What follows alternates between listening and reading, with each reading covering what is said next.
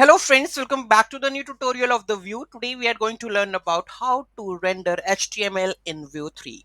Those who haven't subscribed my channel yet, please do subscribe my channel, and if you like the video, please do like, share and comment on my video. So let's get started. Sometimes think of a logic, right? We have a like HTML, like strong, paragraph, headings, and you are returning it from the database. Then how you are going to render into your Vue components? We are going to learn in this video. Let's get started. So let me open any of my Vue project. So where is Vue.js?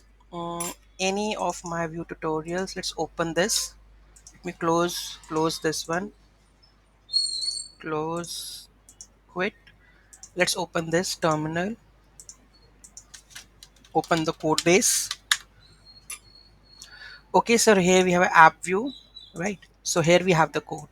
Okay, let's copy and add this. What will happen? Okay, let's remove this. Now remove this one also. Done. Let's add our code.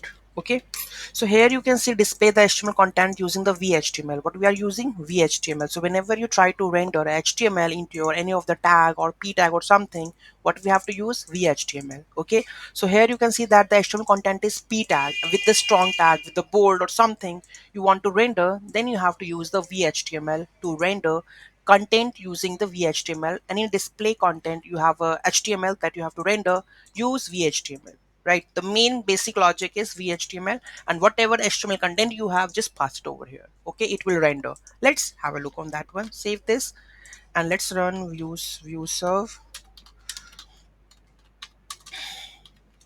Okay,